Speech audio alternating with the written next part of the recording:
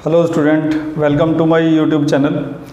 मैं आपसे बस केवल इतना कहना चाहता हूं कि आप किसी भी वीडियो को जब देखते हैं तो शुरू से एंड तक पूरा देखा करें ध्यान से, ताकि चीज़ें आपको अच्छी तरह समझ में आ जाएं। क्योंकि अगर बीच में कुछ भी छूट जाता है थोड़ा सा भी, तो उससे क्या है कि उस टॉपिक की जो अंडरस्टैंडिंग है वो अच्छी तरह से हो नहीं पाती। ठीक है, इसलिए इस वीडियो को भी पूरा ध्यान से देखिएगा शुरू से एंड तक। तो चलिए फिर शुरू करते हैं।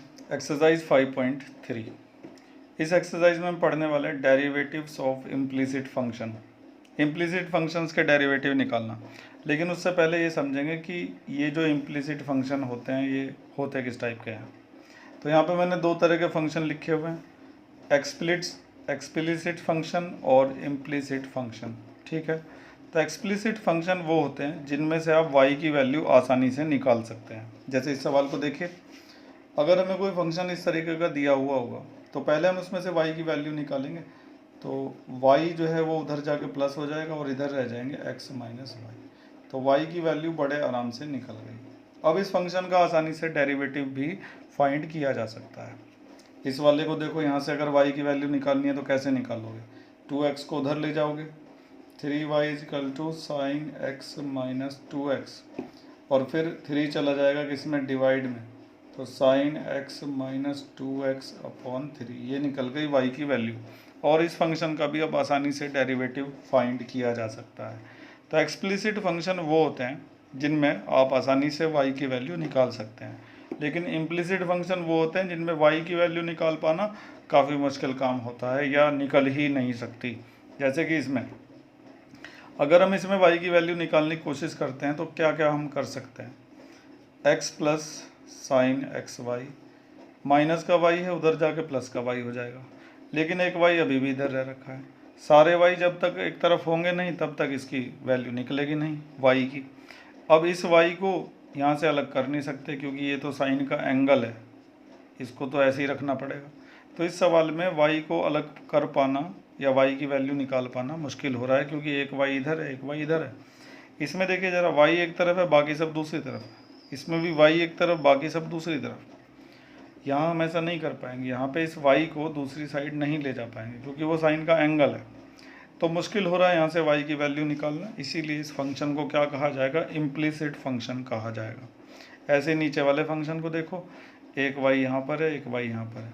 अगर मैं सारा उधर भी ले जाऊँ, जैसे 3y is equal to sine y minus 2x, और फिर 3 चला गया डिवाइड में, मान लो इसकी तरह से, तो sign y minus 2x upon 3। तो अभी भी क्या है ना, एक y यहाँ पर है और एक y यहाँ पर, और किसी भी तरह से इस y को इधर नहीं लाया जा सकता, मतलब कि सारे y एक तरफ नहीं हो सकते। तो इस तरह के फंक्शन जिसमें y की वैल्यू अलग से नहीं निकाली जा सकती उनको कहा जाता है इम्प्लिसिट फंक्शन। ठीक है, तो इनका डिफरेंशिएशन हमें इस एक्सरसाइज के अंदर सीखना है। तो बड़े ध्यान से एक्सरसाइज के हर सवाल को समझिएगा। तो ये जो पहला सवाल आप देख रहे हैं, हमें इसका डेरिवेटिव फाइंड करना है। इस सवाल का डेरिवेटिव हम दो तरीके से फाइंड कर सकते हैं। एक तो यहाँ से y की वैल्यू निकाल कर, क्योंकि ये एक एक्सप्लिसिट फंक्शन है, अभी पढ़ा था। y की वैल्यू यहाँ पे आराम से निकल जाएगी। देखिए कैसे, 2x उधर जाके क्या हो जाएगा? माइनस, तो साइन x माइनस 2x। ठीक है, उसके बाद 3 चला जाएगा डिवाइड में, और उसको हम ऐसे लिख देंगे 1/3 साइन x और माइनस का 2x। y की वैल्यू हमने यहाँ पे निकाल ली, तो इसका मतलब ये फंक्शन कैसा हुआ? Explicit function. इसका डेरिवेटिव निकालने के लिए अब लिखेंगे differentiating with respect to x both side. ठीक है, तो y का क्या होगा derivative? dy over dx, 1/3 side कर देंगे। ठीक है, आवाज़ आ रही है? इसका डेरिवेटिव निकालने के लिए साइन x का डेरिवेटिव क्या होता है? cos x माइनस 2, x का डेरिवेटिव क्या होता है? 1। तो इस तरह से हमने इस फंक्शन का डेरिवेटिव निकाल दिया। अब मान लो कि हमें y की वैल्यू निकाले बगैर ही इस फंक्शन का डेरिवेटिव निकालना है, तो वो कैसे निकालेंगे हम? दोबारा से लिखते हैं, 2x plus 3y is equal to sine x. अभी हमने तो यहाँ पे क्या किया था कि y को अलग किया था, यहाँ पे y की वैल्यू निकाली थी, लेकिन अब हम ऐसा नहीं करेंगे। अब हम सीधे ही इसका डिफरेंशिएशन कर देते हैं। तो differentiating with respect to x both side, 2 ऐसे ही, x का डिफरेंशिएशन क्या होता है? 1, 3 ऐसे ही। y का डिफरेंशिएशन क्या होगा? आप कर रहे हैं x के रेस्पेक्ट में, तो y का डिफरेंशिएशन होगा dy/dx। अगर आप t के रेस्पेक्ट में कर रहे होते तो y का डिफरेंशिएशन होता dy/dt। अगर आप q के रेस्पेक्ट में डिफरेंशिएशन कर रहे होते तो y का डिफरेंशिएशन क्या होता dy/dq। और अभी आप किसके रेस्पेक्ट में कर रहे हैं डिफरेंशिएशन, x के, तो y का डिफरेंशिएशन क्या हुआ dy/dx। साइन x का डिफरेंशिएशन क्या हो जाएगा cos x। ठीक है, अब तुम्हें क्या निकालना है इस सवाल में dy/dx। तो dy/dx को छोड़ के बाकी सारा राइट साइड में लेकर जाओगे। 3 dy/dx is equal to cos x minus ये 2 उधर जाके नेगेटिव हो गया। ठीक है, फिर 3 कहाँ चला जाएगा डिवाइड में, तो dy/dx is equal to 1/3 cos x minus 2। तो दो तरीके से हमने इस सवाल को किया, क्योंकि इसमें y अलग किया जा सकता था तो y की वैल्यू निकाली अलग से, फिर इसका डेरिवेटिव फाइंड किया। यहाँ पे हमने क्या किया, बिना y की वैल्यू निकाली सीधा ही इसका डेरिवेटिव फाइंड कर दिया। तो जो हम एक्सरसाइज कर रहे हैं 5.3, उसके जो ज़्यादातर सवाल हैं वो इसी वाले मेथड से होने वाले हैं, क्योंकि ज़्यादातर सवालों में जो फंक्शन हमें मिलेंगे वो इम्प्लिसिट मिलेंगे, जिनमें y की वैल्यू अलग से निकाल पाना मुश्किल होगा। चलिए बढ़ते हैं अगले सवालों की ओर। चलिए खैर, तो इसके बाद हमारे सामने क्वेश्चन नंबर 3 है, और ये एक तरह का इम्प्लिसिट फंक्शन है। इम्प्लिसिट फंक्शन, क्योंकि इसमें से y की वैल्यू निकालना बड़ा मुश्किल काम है, निकल ही नहीं पाएगी, क्योंकि एक y इधर है एक y इधर है, और इस y को आप cos से अलग नहीं कर सकते। तो इसका सीधे ही हमें डिफरेंशिएशन शुरू करना पड़ेगा। तो करते हैं, differentiating with respect to x both side. ये आप लिख दीजिएगा, हम किसके रेस्पेक्ट में डिफरेंशिएशन कर रहे हैं, x के रेस्पेक्ट में। a ऐसे ही रहेगा, x का डिफरेंशिएशन क्या होता है 1, b ऐसे ही रहेगा, ये क्या लिखा हुआ है, ये वाई स्क्वायर लिखा हुआ है, लेकिन मैं इसे पढ़ूंगा एक्स स्क्वायर। एक्स स्क्वायर का डिफरेंशिएशन क्या होता है 2x, लेकिन जिसे हम x कह रहे हैं वो तो असल में y है, तो फिर उसका भी डिफरेंशिएशन हमें करना पड़ेगा। और क्योंकि हम x के रेस्पेक्ट में कर रहे हैं तो y का डिफरेंशिएशन क्या होगा dy/dx। अब आ जाइए दूसरी साइड में, cos y का डिफरेंशिएशन माइनस का साइन y, लेकिन इसको ऐसे रीड करना था ना cos x का हो गया माइनस का साइन x, जिसको हम x कह रहे हैं उसका भी डिफरेंशिएशन करना पड़ेगा। इसको हम रीड करेंगे cos x का डिफरेंशिएशन हुआ माइनस का साइन x, जिसको हम x कह रहे हैं वो y है, तो y का भी डिफरेंशिएशन करना पड़ेगा। अब अगले स्टेप में हम क्या करेंगे कि ये जो dy/dx वाले दोनों हैं इनको एक तरफ लेंगे और बाकी सारा दूसरी तरफ लेंगे। तो देखिए कैसे होगा, इसको हम लिख सकते हैं 2by dy/dx, ये इधर आके प्लस का हो जाएगा साइन y dy/dx। बड़े ध्यान से देखते रहिएगा, और ये जो a है ना ये उधर जाके क्या हो गया माइनस का। ठीक है, अब यहाँ से dy/dx क्या आ जाएगा, कॉमन आ जाएगा, अंदर क्या बचेगा, यहाँ बचेगा 2by और प्लस साइन y, और उधर क्या है माइनस का a, और अब ये चला जाएगा dy/dx को छोड़ के बाकी सारा चला जाएगा माइनस a के नीचे।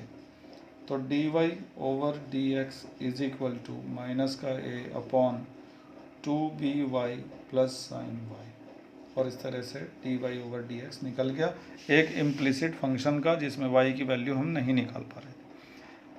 और अच्छी समझ के लिए लगातार सवालों को ध्यान से देखते रहिए। चलिए खैर, अब हमारे सामने है क्वेश्चन नंबर 4। बीच बीच में मैं कुछ सवाल आपके लिए भी छोड़ दिया करूँगा जो आसान होंगे, जिनको आप खुद आसानी से कर सकते हैं। अब हम किसी भी फंक्शन में ये नहीं देखेंगे कि उसका y आराम से अलग हो रहा है या नहीं हो रहा, हम सीधे उसका डिफरेंशिएशन कर देंगे। ठीक है, तो ये जो फंक्शन है इसका भी हम सीधे सीधे डिफरेंशिएशन कर देते हैं।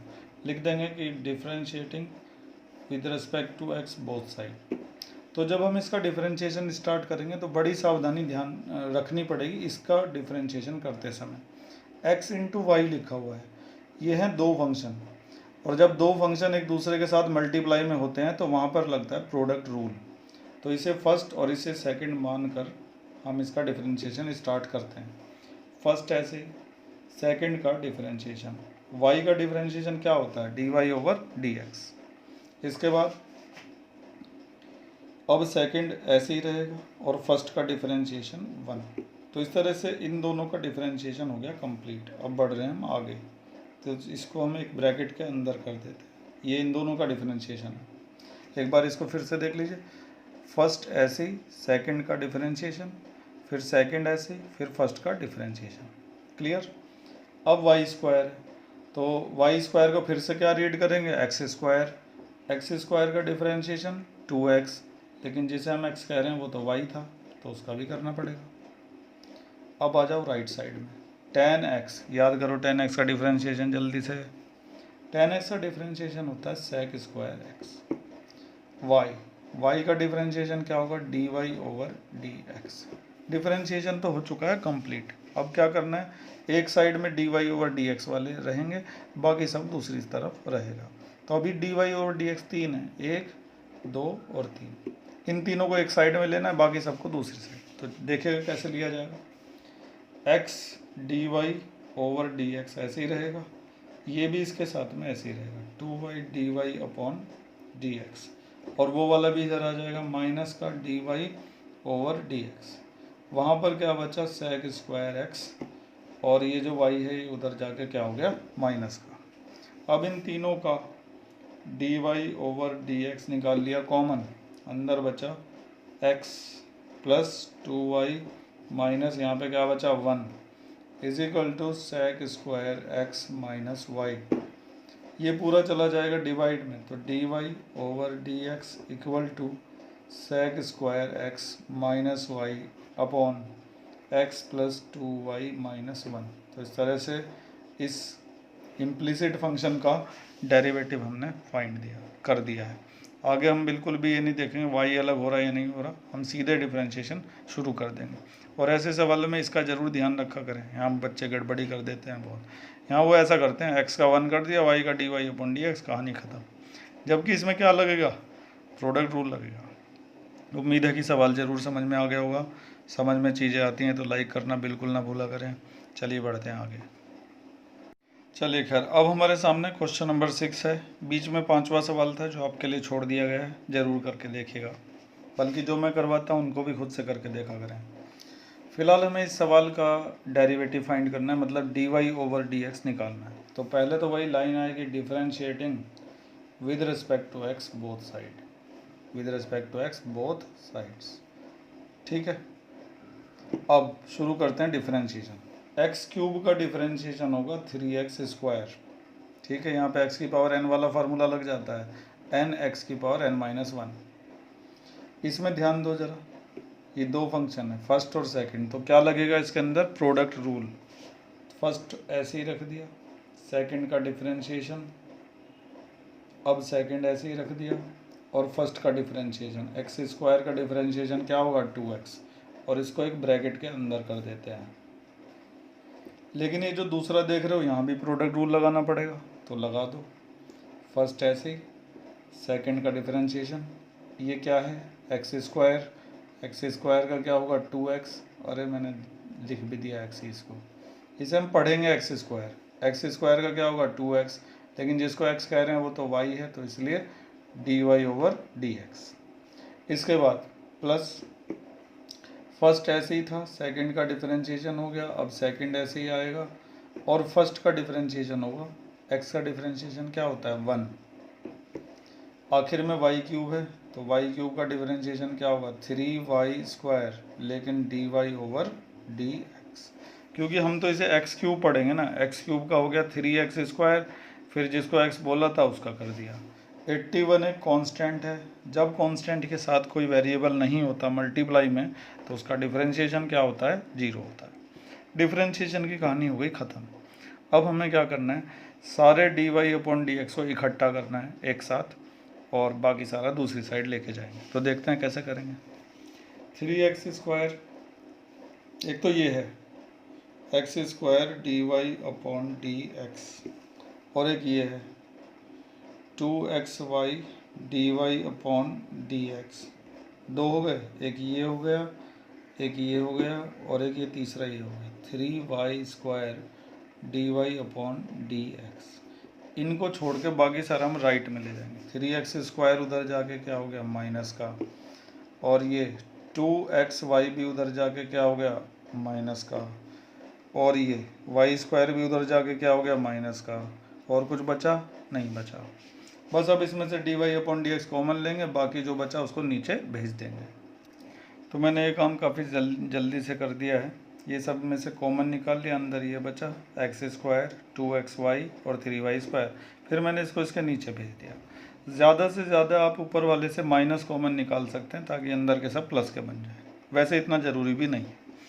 तो इस तरह से हमारा सवाल नंबर 6 पूरा हो चुका है। इसी तरह से ध्यान से देखते रहिए, बढ़ते हैं आगे। चलिए फिर ध्यान से समझिएगा क्वेश्चन नंबर 7 को। शुरू करते हैं सॉल्यूशन। सबसे पहले तो वही लिखेंगे कि differentiating with respect to x both side. ठीक है, अब ये देखो, इसको क्या रीड करोगे तुम, इसे रीड करोगे तुम x²। मैंने तुम्हें पहले भी कई बार समझाया है कि sin² y अगर लिखा है तो तुम उसे sin y के स्क्वायर की तरह से ट्रीट करोगे। तो अभी हम इसको रीड कर सकते हैं ना, x का स्क्वायर। तो x² का डिफरेंशिएशन क्या होता है, 2x, लेकिन जिसे x कह रहे हैं वो तो x है नहीं, तो उसका भी डिफरेंशिएशन हमें करना पड़ेगा। d/dx किसका करना पड़ेगा, sin y, ठीक है, प्लस cos xy, तो cos xy का क्या हो जाएगा, माइनस का sin xy, ठीक है। लेकिन रीड तो ऐसे किया जाएगा ना, cos x, ये पूरे को x मानेंगे, तो cos x का डिफरेंशिएशन हुआ माइनस का sin x, लेकिन जिसे x कह रहे हैं वो x थोड़ा ही ना है, वो क्या है, xy है, तो उसका भी डिफरेंशिएशन करना पड़ेगा। पाई एक कांस्टेंट है, कांस्टेंट का डिफरेंशिएशन क्या होता है, 0 होता है जब उसके साथ मल्टीप्लाई में कोई वेरिएबल नहीं होता। अब शुरू करते हैं आगे की कार्रवाई। 2 sin y ऐसे ही रहेगा, sin y का डिफरेंशिएशन हो जाएगा cos y, लेकिन ये जो y है इसका करना पड़ेगा dy/dx। अगर इसकी जगह x होता तो cos x लिख के छोड़ देते, लेकिन अभी y लिखा हुआ है, तो sin y का cos y होने के बाद dy/dx, मतलब इस y का करना पड़ेगा, क्योंकि हम तो इसे ऐसे रीड कर रहे होंगे sin x का cos x हो गया, लेकिन जिसे x कह रहे हो उसका भी तो करना पड़ेगा, plus minus minus sin xy। अब यहाँ पे ये देखो प्रोडक्ट रूल लगेगा इसके अंदर, अगर इसका डिफरेंशिएशन करना है तो इसमें लगेगा प्रोडक्ट रूल, फर्स्ट ऐसे, सेकंड का डिफरेंशिएशन, ठीक है, उसके बाद सेकंड ऐसे, और फर्स्ट का डिफरेंशिएशन क्या होगा, 1 इज इक्वल टू में 0 चल ही रहा है, ठीक है। अभी जो sin xy है ना, इसको अंदर मल्टीप्लाई करना पड़ेगा, ध्यान से देखिएगा ज़रा, ये वाला ऐसे ही उतर जाएगा, लेकिन यहाँ पे फार्मूला बन रहा है देखो, 2 sin y cos y, तो किसका फार्मूला बन गया, sin 2y का, तो उसे मैं लिख देता हूँ यहाँ पे। तो यहाँ पे काफ़ी कुछ किया गया है, एक तो फार्मूला बन गया था, ये ऐसे ही आ गया, sin xy को x में मल्टीप्लाई करेंगे तो x sin xy आएगा, और साथ में dy/dx भी था जो मैंने लिखा नहीं था, अब लिख देता हूँ। ये माइनस वाला माइनस प्लस क्या हो जाएगा, माइनस sin xy की मल्टीप्लाई y में करेंगे तो आएगा y sin xy। अब dy/dx वालों को यहीं पे रख के बाकी सारा राइट में लेकर जाएंगे।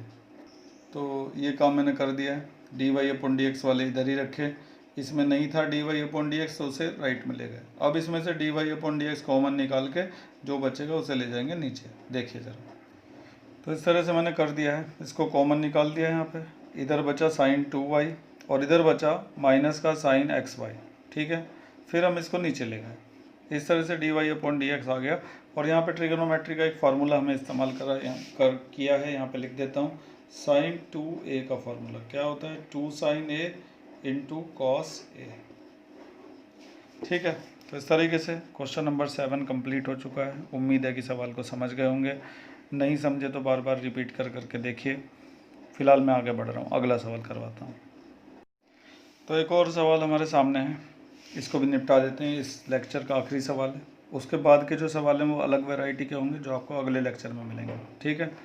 तो ध्यान से समझिए, इसको क्या रीड करोगे, x² का, अच्छा पहले वो तो लिख दूँ कि differentiating with respect to x both side, ठीक है।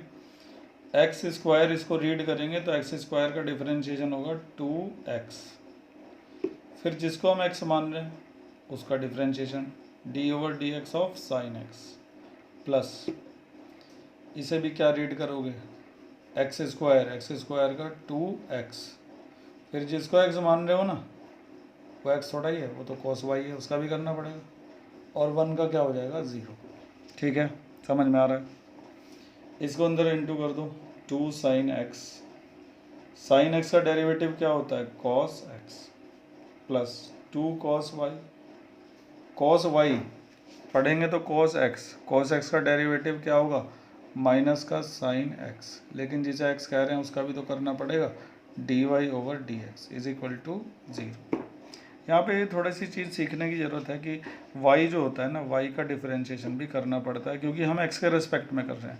अब मान लो y के ही रेस्पेक्ट में कर रहे होते तो cos y का sin y हो जाता, आगे ये वाली चीज़ नहीं लिखनी पड़ती। ठीक है, यहाँ देखो फिर से ट्रिग्नोमेट्री का फार्मूला बन गया, क्या लिखोगे, sin 2x, यहाँ पे प्लस माइनस क्या हो जाएगा, -2 sin y और cos y, और dy over dx is equal to 0। यहाँ पे फिर फार्मूला बन रहा, तो sin 2x minus 2 sin x cos x, यानी कि sin 2x dy over dx is equal to 0। अब इसे यहीं रखेंगे, बाकी सारा उधर ले जाएंगे, तो मैं लेकर जाता हूँ। तो इस तरह से सीधे आंसर ही आ गया। पहले हम इसको लेके गए, sin 2x को उधर ले गए, तो sin 2x उधर जाके क्या हो गया, माइनस का। ठीक है, फिर उसके नीचे ये गया माइनस का sin 2y, फिर माइनस से माइनस कट गया, तो हमारा आंसर आया sin 2x upon sin 2y। बस आज के लिए इतना ही, आज हम इतना ही करेंगे और बाकी अगले लेक्चर में करेंगे। तब तक इन सवालों की और इससे पीछे जितना भी पढ़ा है उसकी अच्छी तरह से प्रैक्टिस कर लीजिएगा। Thank you.